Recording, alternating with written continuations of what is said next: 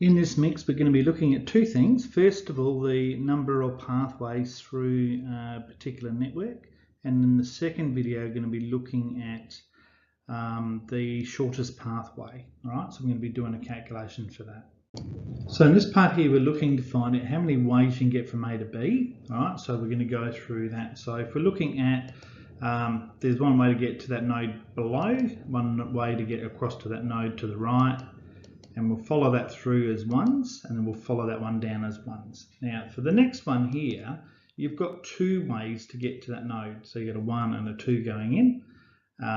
The next one, you've got 3 possible paths. So if we're looking at those paths, they would be a path this way, you could go this way, or we could go this way. So there's 3 possible paths going to that node there.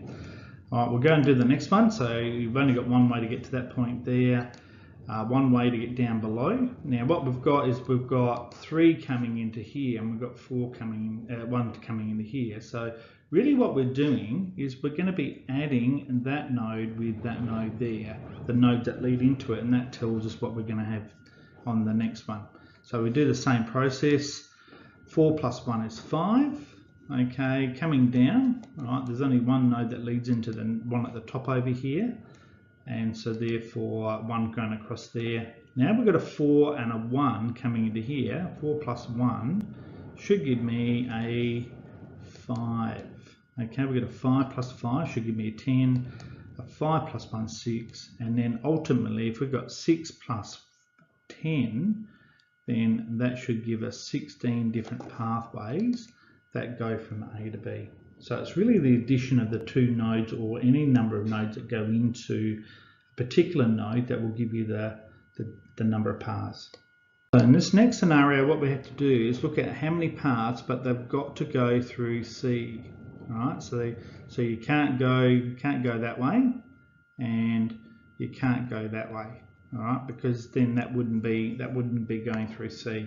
All right, so let's just do the same thing. We'll quickly go through that first bit, filling on our ones. That's 2, 3, 1 there, 4, and 1 there. So now you have to go through C. So 4 plus 1 is 5. This one down the bottom, sorry, can be a 5 as well.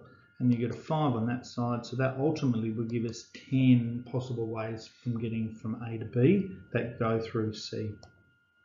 In this next scenario, what we're looking at is the paths that actually don't go through C, so you're not allowed to go through C. So we'll go do the same process again. All right, so we flick through all their 1s, all right, and then we're going to go 2, 3, 1, 1, 3 plus 1 is 4, 4 plus 1 is 5.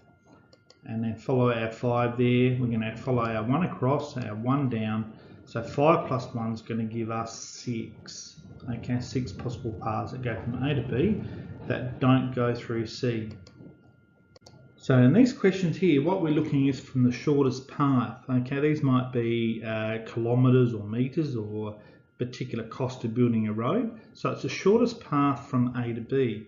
So what you do is you start at A. And then what you do is you simply go to this point here. The shortest path to that point there is 10, and then the shortest path to there is 15.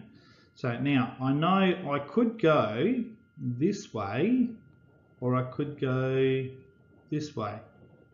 Right, so these 2 nodes lead into this one over here. So what I have to do is go 15 plus 7 is 22.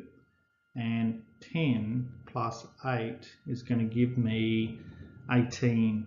So the one I'm going to choose is going to be 18. All right, and then I'll have to do, so thinking about the next node down the bottom here, 15 plus 11 will be 26. 18 plus 5 will give me 23. So that's going to be 23. The next node at the top there will be 10 plus 16, or 18 plus 4. So that's going to give me 22. It's the quickest way. And then I'll go 22 plus 18 is 40, or 23 plus 13 is 36. 36 is going to be the number. Now, to mark my particular path, what I should do is work backwards. So what I'm going to do is my critical path is I'm thinking my shortest path. All right, so we're thinking about how we got to that point there. So that in yellow is my critical path that I'd follow to get from A to B. So in this slide here, what I'd like you to do is have a go at doing it before I work my way through it. So can you just stop the video and then have a go, and then we'll go through this. Now welcome back. So what we're going to do is keep flicking through. So go to each of the nodes, 10, 15. All right, so 15 plus 7 is going to give me 22, or 10 plus 18 is 28. All right, the next one.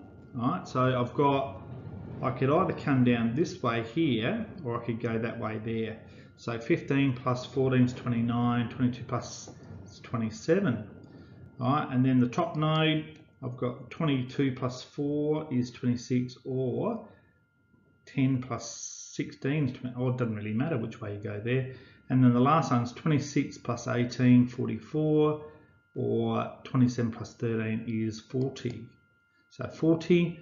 Now, if I'm going to mark my critical path, okay, I'm going to come back this way, and that's my critical path for this one here. Hopefully that's what you got when you did your example.